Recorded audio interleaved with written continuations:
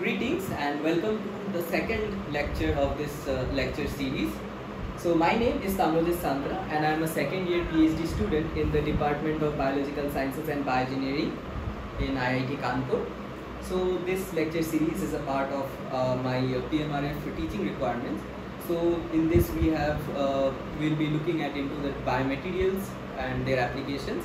So in my previous video I had talked about what are biomaterials and what are their types, what are their examples where we can use such materials for different purposes. So on a brief recap, a biomaterial is defined as any material which is intended to interface with the biological system in order to evaluate, treat, augment or replace any tissue, organ or function of the body. So any material which is intended to be used in alongside or in association with a biological tissue or a biological system are defined as biomaterials. So we have also seen what are the types of biomaterials and what are the applications where such materials can be used and how they can be used for the treatment of a particular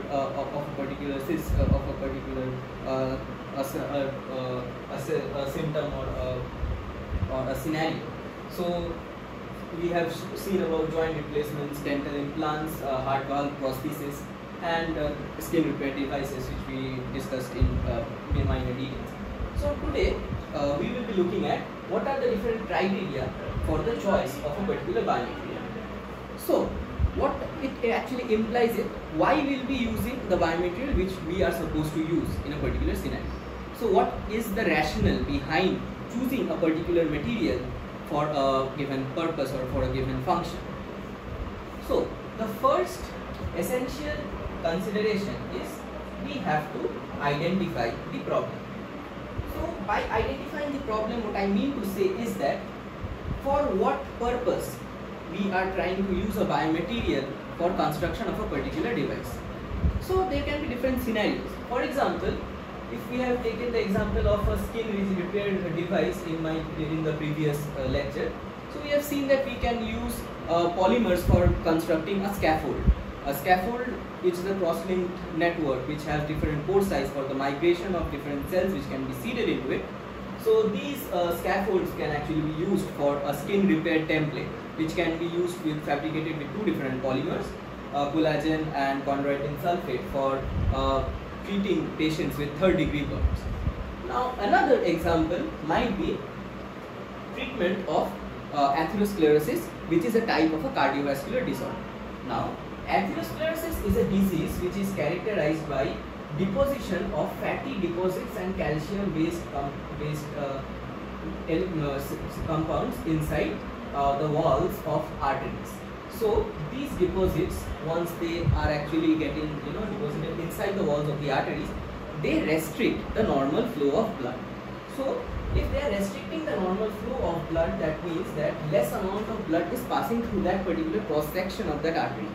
So when that happens, that tissue or organ which is supplied through that artery gets less amount of blood, therefore less amounts of nutrients and oxygen. What happens as a result of this is that that particular tissue starts getting necrosis, it starts undergoing necrosis, or it starts getting deteriorated because of lack of oxygen and nutrients. So that is why it is very essential to correct such symptoms at an early stage. So medical therapeutics which are directed for the treatment of any atherosclerotic artery diseases is angioplasty. So balloon angioplasty is used, wherein a stent is inserted inside this cross section, which actually clears this deposit and starts making the flow of blood normal. So now that stent can be made up from different polymers. So basically these stents are made up of these biomaterials. So based on this identifying the problem, we can build the stent based on a particular biomaterial. Then we have to identify the second criteria, which is identification of the tissue type wherein the application is directed towards.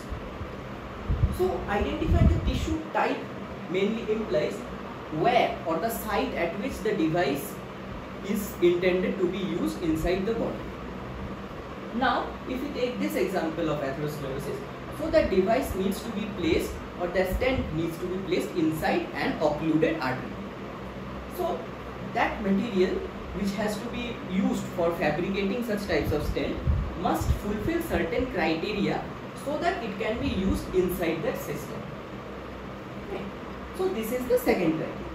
So now on a continuation we come to the third criteria, which is the intended use of the biomaterial. So what can be the use of the biomaterial? Now here our biomaterial should remove this plaque deposit, and it should allow for the normal flow of blood to take place without further causing any more blood clots to form when blood actually comes into contact with that material. Then the fourth example would be the surface and bulk properties of the biomaterials. Now, before implanting any biomaterial or any device inside a body, that material needs to be tested for surface and bulk properties. Surface properties include such as the surface morphology, which can be determined using a technique which is known as scanning electron microscopy, which can be used to visualize the surface of any material. Another technique such as X-ray photoelectron spectroscopy, Fourier transform infrared spectroscopy, Raman spectroscopy, these can give an idea about the different functional groups or the functionalities present on the surface of a material, thereby it helps us to characterize the material. Another more generalized measurement techniques include the contact angle measurement. So if this is a water and this is the surface, so this angle which it makes with the air and the surface is actually the contact angle. Based on this contact angle, if it is less than 90, less than like 60 or 30, so the material is said to be hydrophilic, whereas if it is greater, then the material is said to be hydrophobic.